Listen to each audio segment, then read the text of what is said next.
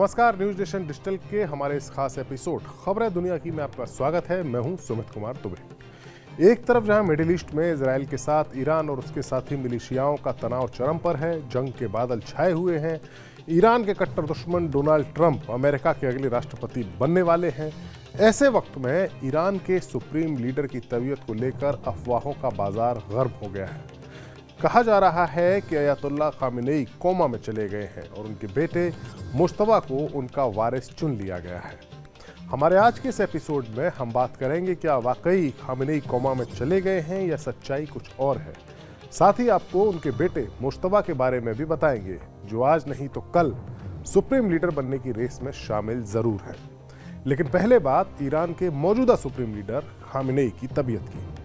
कुछ media reports के मुताबिक खामेनेई की तबीयत इतनी खराब है कि आनन-फारन में उनके वारिस के तौर पर उनके दूसरे नंबर के बेटे मुश्तबा का चयन कर लिया गया है। इसके बाद ही सोशल मीडिया पर अचानक खामेनेई की सेहत को लेकर अफवाहों का बाजार गर्म हो गया। खामेनेई की एक तस्वीर जिसमें वो अस्पताल के बेड में लेटे हुए हैं, उसको इस दावे के साथ वायरल किया गया कि वो कोमा में चले गए हैं।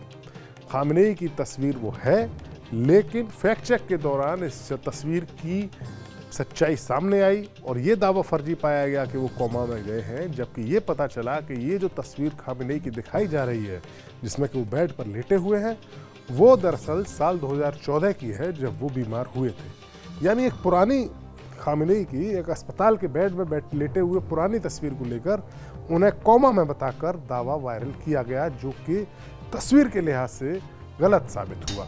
वहीं दूसरी ओर ईरान में खामेनेई के दफ्तर ने एक तस्वीर ट्वीट की है, जिसमें वो लेबनान के राजदूत से मिलते हुए नजर आ रहे हैं। यानी खामेनेई के दफ्तर की ओर से इस अफवाह को खत्म करने की कोशिश की गई है कि वो कोमा में है।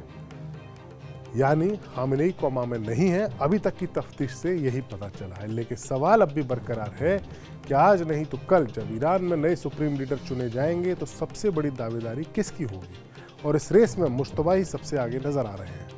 हालांकि मीडिया रिपोर्ट्स में तो ये कहा गया है कि मुश्तबा को नया सुप्रीम लीडर बनाए जाने की प्रक्रिया शुरू हो चुकी है, या यूं कहें कि उनको वारिस तय कर दिया गया है। दावा किया जा रहा है कि बेहद सीक्रेट तरीके से खामेनेई के दूसरे नंबर के बेटे मुश्तबा खामेनेई को देश का नया सुप्रीम लीडर बना दिया गया है, या अगला सुप्रीम लीडर बना दिया गया है। रिपोर्ट्स के मुताबिक ईरान की एक्सपर्ट असेंबली ने 26 सितंबर को ही देश के नए सुप्रीम लीडर का चुनाव कर लिया था।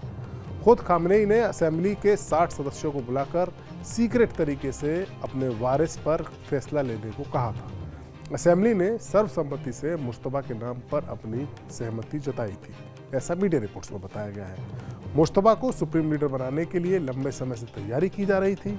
ईरान की खुफिया और दूसरी सरकारी एजेंसियों में मुश्तबा के लोग शामिल हैं जो उनके काम आए हैं।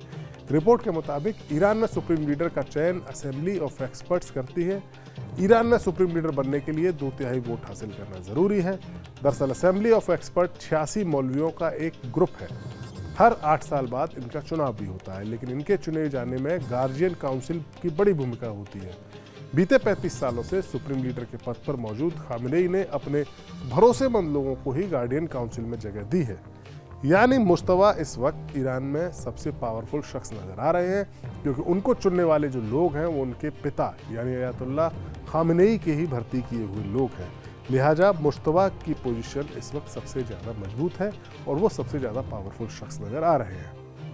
कौन है मुश्तबा, ये आपको बताते हैं।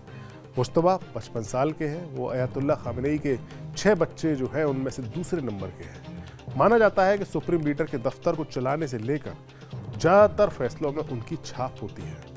मीडिया रिपोर्ट्स के मुताबिक ईरान के powerful Islamic revolutionary guard corps यानी IRGC के जो बड़े अधिकारी कई हैं, उनके साथ भी मुश्तबा के मजबूत रिश्ते हैं। उन्होंने 1980 के दशक में ईरान इराक युद्ध में हिस्सा भी लिया था और इसी दौरान उनकी दोस्ती हुई थी फौजी हुसैन यायब से, जो आगे चलकर IRGC के एक बेहद पावरफुल और खुफिया ब्रांच बासिज के चीफ भी बने। इन्हें साल 2022 में पद से हटाया गया था और तब कई लोगों को आश्चर्य भी हुआ था। मुश्तबा खामेनेई हमेशा पर्दे के पीछे रहकर काम करते हैं और ईरान के पावर सर्किल में के जो लोग हैं उनमें उनके साथ उनके काफ़ी अच्छे संबंध हैं। वो एक हार्डलाइनर हैं और सबसे पहले 2005 में वो चर्चा में आए थे, जब ईरान के राष्ट्रपति चुनाव में उनके समर्थक हार्डलाइनर महमूद अहमदीनेजाद ने आश्चर्यजनक तरीके से चुनाव जीता था। 4 साल बाद 2009 में भी जब मीर हुसैन मुसावी के खिलाफ अहमदीनेजाद ने चुनाव में जीत हासिल की, लेकिन उस वक्त चुनाव में धांधली के आरोप लगे थे और इसके पीछे सुप्रीम लीडर के बेटे मुश्तबा खामनेई का दिमाग माना गया था। उस वक्त ईरान में सत्ता विरोधी प्रदर्शन भी हुए थे और यही वो वक्त था जब मुश्तबा का नाम ईरान के नए सुप्रीम लीडर के तौर पर लिया जाने लगा था। हालांकि सुप्रीम लीडर खामनेई का बेटा होना अगर उनकी सबसे बड़ी ताकत है तो कमजोरी भी है। कैसे? उनका जो विरोधी खेमा है उसका मानना है कि 1979 में जब इस्लामिक क्रांति हुई थी, जब रजा पहलवी की खानदान को सत्ता से बाहर करके ईरान में उस क्रांति के नायक अयतुल्ला खुमैनी को सुप्रीम लीडर बनाया गया था, तो खुमैनी का मानना था कि राजा के बेटे को राजा बनाने की परंपरा का विरोध होना चाहिए। ये सिद्धांत के खिलाफ है और इसी सिद्धांत के तहत ईरान में इस्लामिक क्रांति का शासन आया, क्रांति के बाद शासन आया था, यानी राजा का बेटा ही राजा नहीं बनेगा। ये एक सिद्धांत था जो खुमैनी के वक्त में सामने आया था और इसी सिद्धांत के तहत ईरान के राजा रजा शाह पहलवी को सत्ता से हटा दिया गया था। अब मुश्तबा के वारिस बनने से ईरान में जो उसका इस्लामिक सिस्टम है उसकी बुनियाद कमज़ोर पड़ सकती है।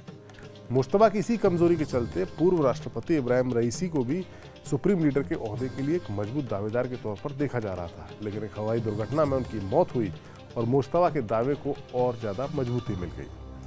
दरअसल ईरान में 1979 की इस्लामिक क्रांति के बाद से जो सिस्टम बना है उसके मुताबिक मुल्क में असली पावर प्रेसिडेंट के पास नहीं बल्कि सुप्रीम लीडर के पास ही होती है और मौजूदा सुप्रीम लीडर खामनेई अब 85 साल के हो चुके हैं। उनके वारिस को लेकर लंबे वक्त से ईरान में चर्चा चल रही है।